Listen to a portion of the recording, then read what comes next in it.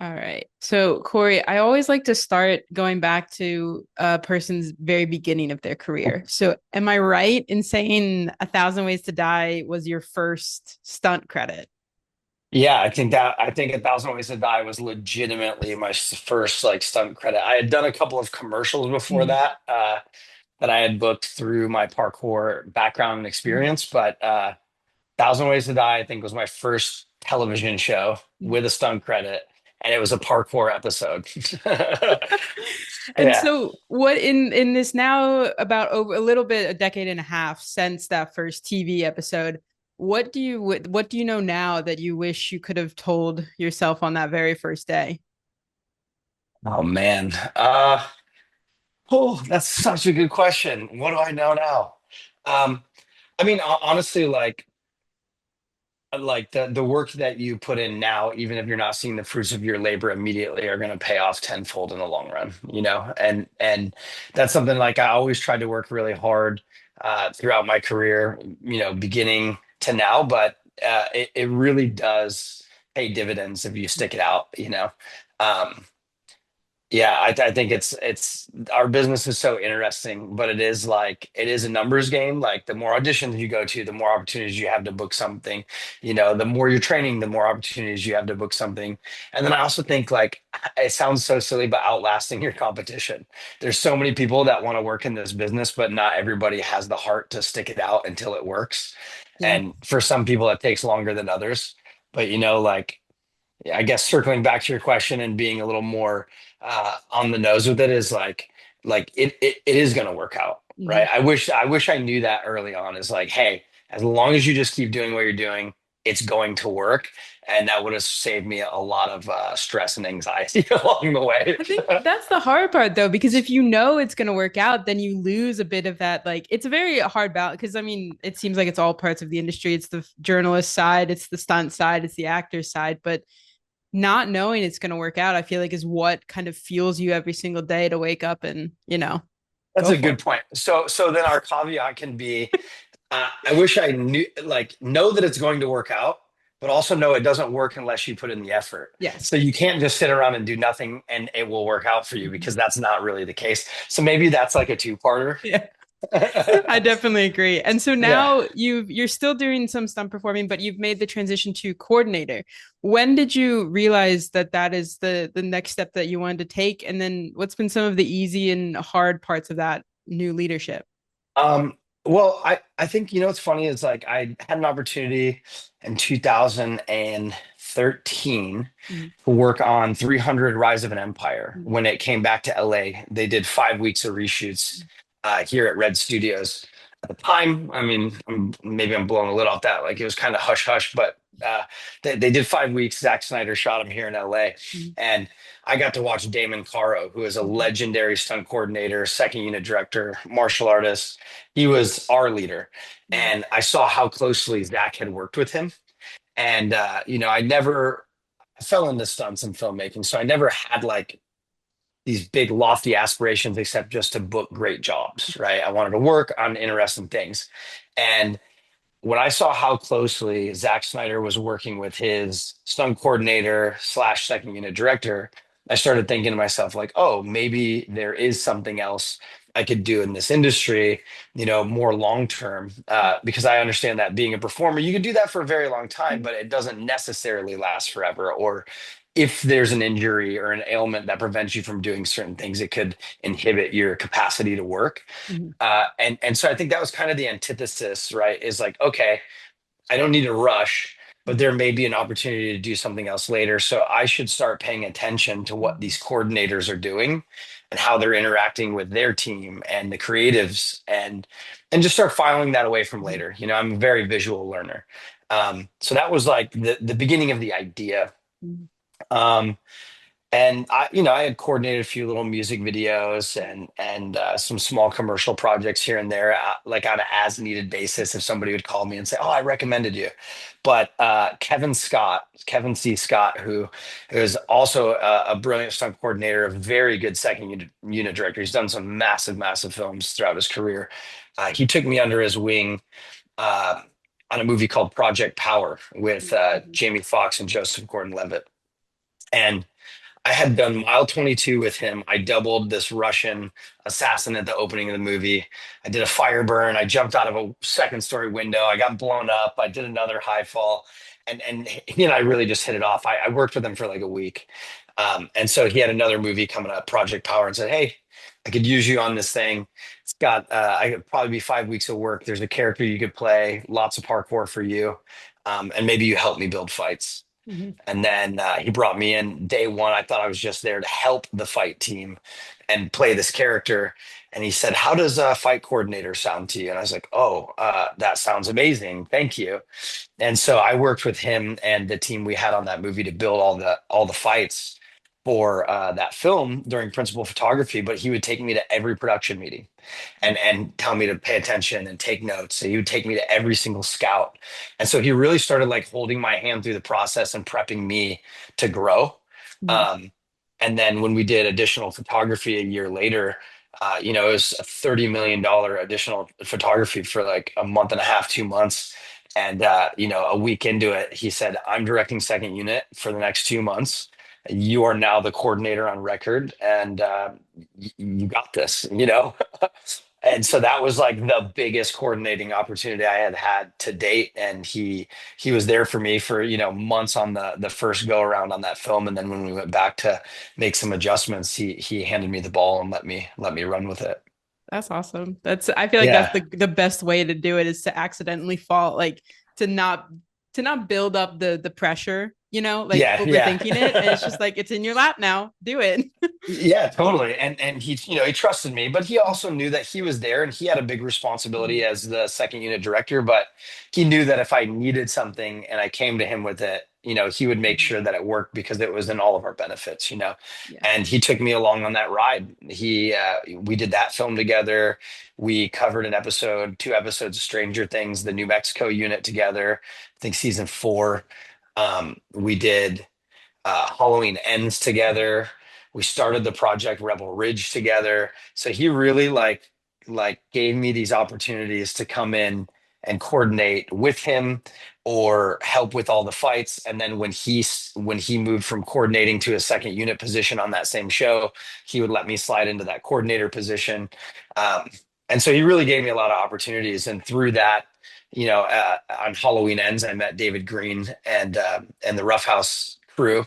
And Kevin let me co-coordinate that with him. Going into that movie, he said, "No, we're partners on this. Like, Rebel Ridge, we were partners. We're going to be partners on this one. Um, and it's time for you to continue to take on more responsibility." And, one thing led to another. And because of his introductions and his blessing, I was able to do um, Righteous Gemstones and then continue to do awesome projects with everybody over at Rough House. Yeah. And Righteous Gemstones, your filmography has a lot of films who have what I would say like it's supposed to be good fighting. Righteous Gemstones, they're not supposed to be good. No, So not at all. when you are coordinating and planning things out, is it inherently a little more difficult to make it look bad? No, I don't. What's funny is like I don't think it's more difficult to make it look bad. I think like some fight coordinators and choreographers and stunt professionals have a hard time not doing the flashy stuff, the fancy Mhm. stuff, the stuff that we consider the cool stuff, but Mhm. it always goes back to story, Yeah. right? And so one thing that I really appreciate and I consider myself a filmmaker, not just a stunt man or a stunt coordinator, and I love film. And it's story first, Mhm. right? So I always approach fight choreography or stunt and action design from the place of the story and the characters, and what we're doing in the stunt department, developing the characters. Is it realistic within their wheelhouse of abilities and knowledge, and is it advancing the story forward? And if I'm going to pitch Danny or Jody or David or Jonathan Watson, our directors over there, if I'm going to pitch them anything to help enhance the scene through our action, um, that is where I need to start. Mhm. It's not like, let's just do something cool, Mhm. but let's do something that's fun and interesting that people are going to appreciate, but it has to work inside the story. So the short answer is that isn't hard for me to do, because I'm coming from a place of story. Mhm. If I wasn't as, I think, intrinsically tied to like wanting to tell the best story possible. Mhm. It's never for me wanting to do the best action. It's literally wanting to tell the best story. And if that means we have to dumb the action down or Mhm. get rid of a stunt to do that, I'd rather do that because we all want to work on a great show, you know? Yeah. So it's not hard for me. It would be cool. It's funny. I've been doing so much comedy the last few years. Like I would love to do another action movie. Yeah. Like, even though I want to tell great stories, I'm like, I also would love to at least just do one more big action film that has gnarly fights in it Yeah. because it's been a while since I've got to like flex that muscle. Yeah. But I do love where I'm at and what I've been doing. Yeah.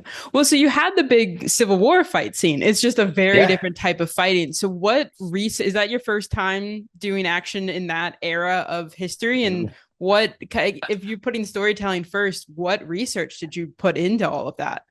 Yeah, well, yeah, it is. I did like, I've gotten to perform in a few scenes that were period, but it was Mhm. always for me a small piece of the puzzle.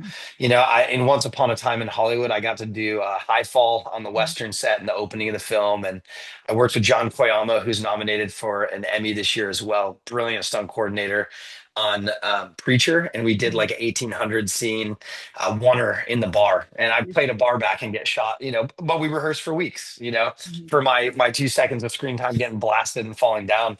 But as far as coordinating, yeah, this was my first period piece that I coordinated. And research wise, honestly, Danny really did a lot of the period specific research, even through to the Gatling gun at the end of that episode that they used to execute the guys. Mhm. Like that gun came out that year we were writing in, Mhm. right? So the year that Danny and the team wrote as the year of the Civil War was when that gun was Mhm. first introduced. So it was actually realistic to the period by that year that we were able to use that.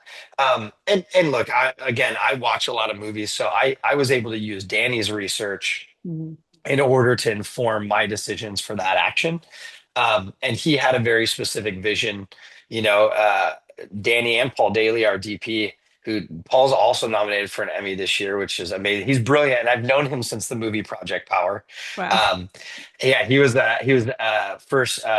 A camera operator on that movie, and the three of us worked together to create that scene, and Danny pitched us the vision, and I had a real in-depth understanding of what he was trying to Mhm. accomplish. And so I went through weeks of like previs. I bought army men and these toy soldiers, and I built Civil War army men. And I got fences from Richard Wright, our production designer, little tiny wooden fences and fake trees and carriages. And I literally laid that battlefield Wow. out and took photos first and put it in my iPad and sketched where the dolly track would Mhm. go, where the explosions would happen, where each of the stunts would happen. Because up until that point, we had walked it in the field and Danny had explained it. Mhm. Um, and it did feel like I was the only one that really understood at the time. So I wanted to get it on paper Yeah. or a visual and show it to him. And on his sign off, we could start taking it to all the other departments, right? And so he said, "Yep, that's what I want." I kicked the dolly track, 20 more degrees because I want to get closer to the action as we move Mhm. through the battlefield. And then, yeah, I shot video previs on my iPhone on my kitchen counter with all the army men. That turned into a digital previs that I helped do with one of the VFX artists we brought in. And Wow. then finally, we got to run a week of rehearsals. Mhm. With camera, with our team, with camera, with some of our wranglers on horses. And then we built that into a previs. I think we shot that the Friday before we began shooting. Mhm. So we were able to shoot a rehearsal on Friday, take it to first unit so Danny could look at it and give any additional notes. Mhm. Um, and then we started shooting the Civil War battles Monday and Tuesday of the following week. Wow. That is Yeah, so yeah. I would love to see those kitchen counter videos. Those are great. Totally. Yeah. I think Stephanie has them. She could send them over to you. Fantastic. My last question for you. I mean, you mentioned all the people that you're working with who are nominated. You are nominated for the second time for an Emmy. And it feels like stunts are finally getting this large scale recognition that they deserve with them coming to the Oscars in the next couple of years. What does it feel like for you, for someone who's loved doing this and loves movies as deeply as you do, to be on that same stage as everybody else, rightfully so? I mean, honestly, thank you. Honestly, it really does mean the world to me because, I think for me it is validation that the work Mhm. that I'm doing is being received well, and it being voted on by your peers Mhm. also means that my peers that are stunt professionals believe in the work that I'm doing, and look, it would be so cool to be able to go up on that stage and accept an award, really just so I could thank all the people that have supported me. Mhm. It's not about the award itself, it's about being able to publicly recognize everybody who's had my back for the last 15, almost, March of next year will be 16 years I've been working as a stunt performer. And so it would be amazing to be able to share that with all of those people and really let them know on a big stage how I feel. But at its core, I'm very grateful because it is that validation that my peer group appreciates the work that I'm doing, and it gives you a little motivation to push Mhm. harder and keep moving forward. Because in this business, we don't always get those pats on the back, Mhm. the attaboys, like as they say. You don't get that all the time, Yeah. especially in the stunt side of the business. And so it's like really nice to have some sort of recognition from the industry to continue to fuel the fire. I'm just happy to be here. Like I'm stoked to be invited to the dance. Like that's the coolest part for me. Yeah. So are you going to the Emmys? I am gonna go. It's gonna Okay. work out that I'm gonna be in town and I'm gonna be able to go. And it's super fun getting to see everybody there, on the night, and then talk to the other coordinators in your Mhm. category and in the other categories that are nominated. It's like pretty gnarly. It's like most. I'm not as young as I used to be, but it's pretty cool that like a lot of the guys that started me in the business or gave me opportunities early on are some of the people that are in the categories for stunts as well. Yeah. That's awesome. Well, congratulations and best of luck when the big night comes. And thank you so much for your time. Yeah, thank you. This was awesome. I love the questions.